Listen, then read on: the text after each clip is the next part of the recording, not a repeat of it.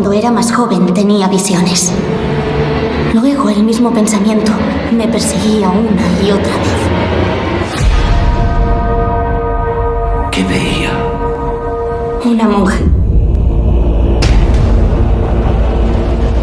Mis visiones llegaron a oídos de la iglesia. Me pidieron que acompañara a un sacerdote a una abadía en Rumanía. La abadía tiene una larga historia. No del todo encomiable. ¿Qué? Finiquiteo. Aquí acaba Dios. Santa María, Madre de Dios, ruega por nosotros pecadores, ahora y en la hora de nuestra muerte. Amén.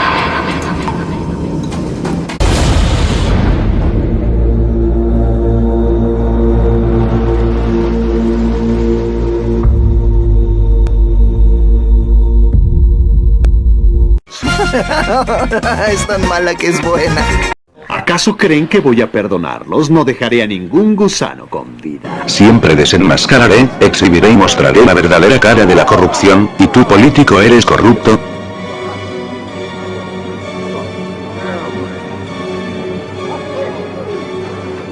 Hola a todos mis suscriptores de todo el Ecuador y el mundo si llegó a ser visto tan lejos. Les saluda su amigo e informante el señor X. Esta vez vamos a hablar sobre un tema importante. ¿Por qué tiene tanta desesperación la rata cuántica sobre ruedas de Lenín Moreno en pasar la ley que fortalece la dolarización? ¿Quién gana en realidad en caso de que los parásitos que están en la asamblea aprueben esta ley? ¿En realidad beneficia al ecuatoriano de a pie o beneficia a las élites que tienen tratos turbios o tratos VIP con este gobierno? Un tema y una polémica que vamos a tratar. ¿Será que la rata cuántica sobre ruedas de Lenín Moreno en verdad desea fortalecer la dolarización y defender al ecuatoriano de a pie? ¿O será que defenderá los intereses de la banca privada y perjudicará como siempre a los ecuatorianos, aumentando así la pobreza y la pobreza extrema en el país? ¿Quién sabe? Ahí sí no te puedo decir nada. Al igual que la famosa ley humanitaria, en donde se destruyó el trabajo reduciendo las remuneraciones del sector privado y público y se reestructuraron las deudas con el sector financiero, pero que únicamente beneficiaron a los sectores de la banca. El gobierno de la rata cuántica sobre ruedas de Lenín Moreno, a través del Ministerio de Economía y Finanzas, envió como carácter económico urgente el proyecto de ley orgánica reformatoria al Código Orgánico Monetario y Financiero para defensa de la dolarización, que al igual que el anterior proyecto de ley, lo que pretende es mejorar las condiciones económicas de los grandes grupos financieros a desmedro de los problemas urgentes de las grandes mayorías como salud, educación, el acceso a crédito, generación de empleo y reactivación económica. Este tipo es diabólico. De esta manera, la mal llamada Ley de Defensa de la Dolarización se concentra en la privatización del Banco Central con elementos que la hacen inconstitucional, es decir, entrega el control del Banco Central y la política monetaria al sector privado, principalmente al sector bancario, para que puedan manejar el sistema de pagos del Ecuador y toda la conexión que tiene en el exterior con las reservas internacionales. El contenido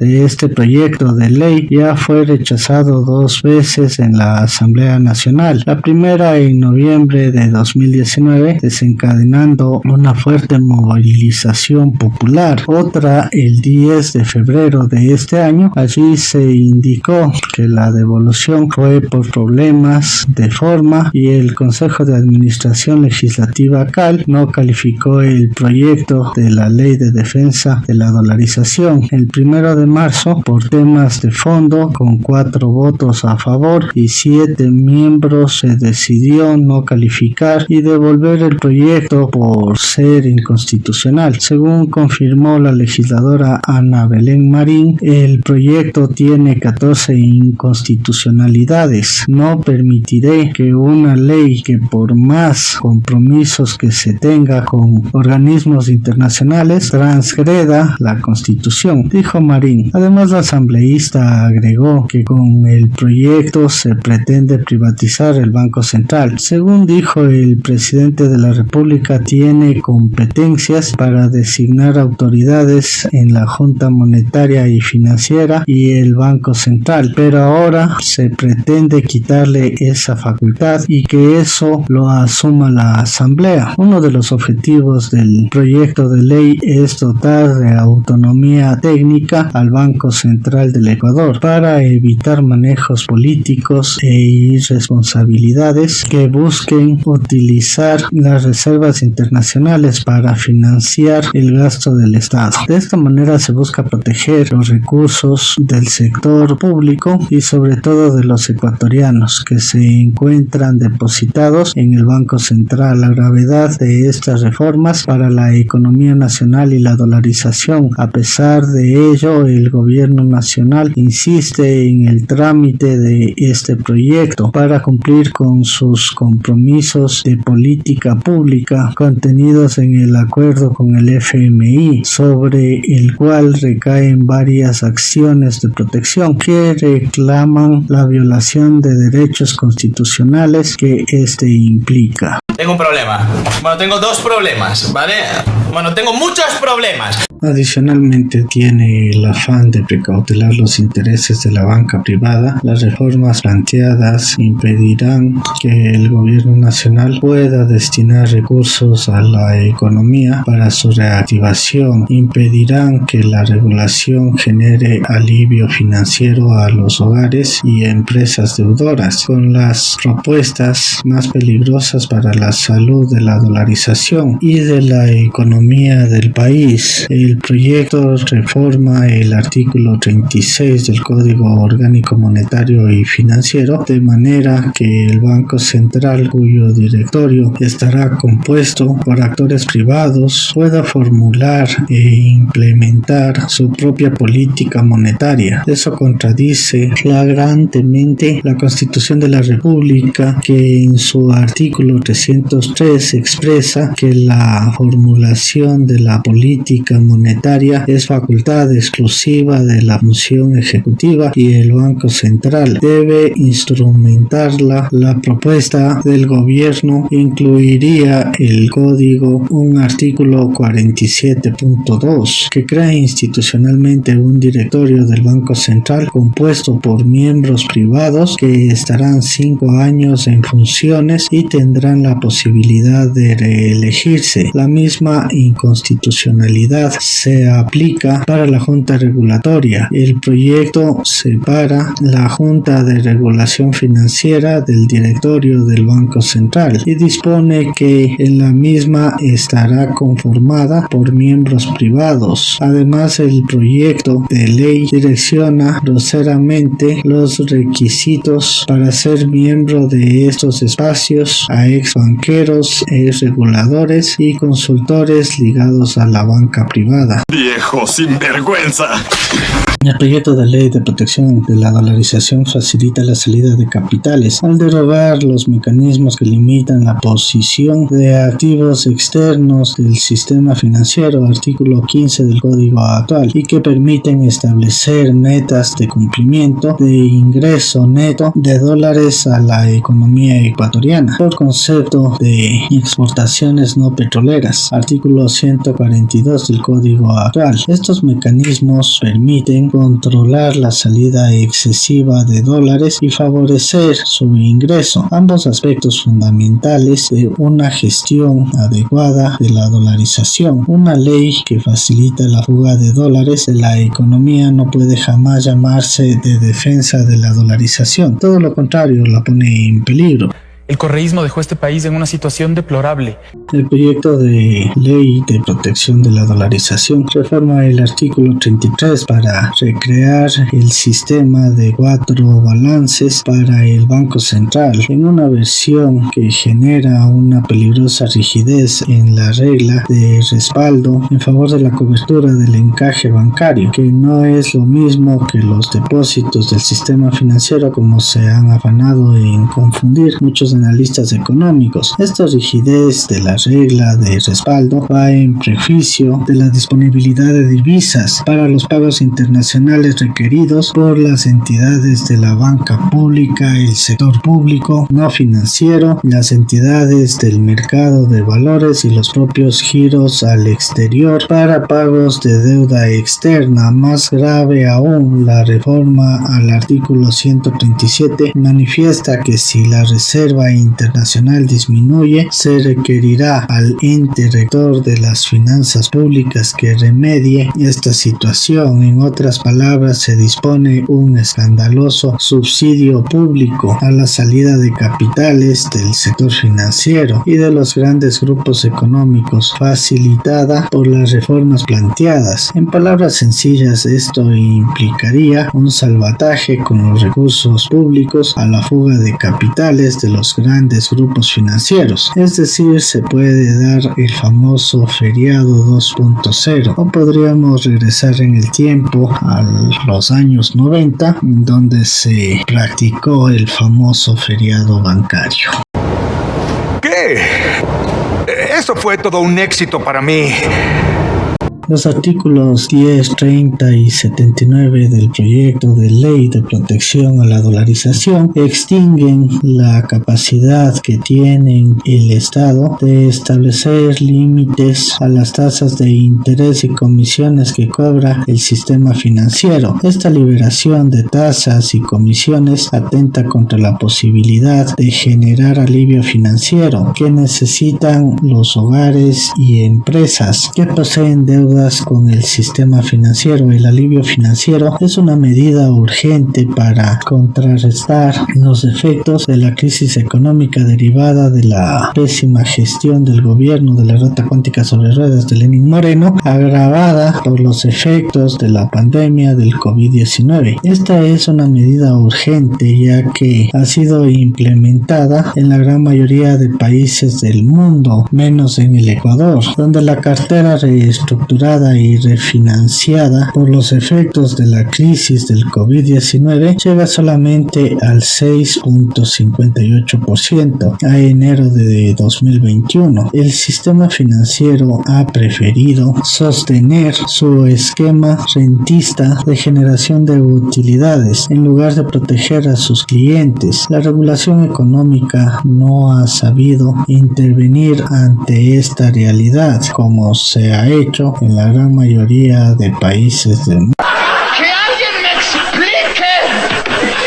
Los artículos 46 y 47 del proyecto de ley de protección de la dolarización eliminan cualquier posibilidad de que el Banco Central inyecte recursos directa o indirectamente a instituciones estatales. Esto profundiza las restricciones de la mal llamada Ley de Crecimiento Económico de 2018, que suprimió las inversiones directas del Banco Central con el Ministerio de Economía y Finanzas. La reforma planteada impedirá que se destinen recursos a la población más afectada por la crisis, a la banca pública, a los GATS y a toda entidad estatal en un momento en que el propio FMI ha hecho un llamado a todos los gobiernos y bancos centrales a destinar todos los recursos posibles para la reactivación económica. La propia Asamblea Nacional en abril del año pasado expidió una resolución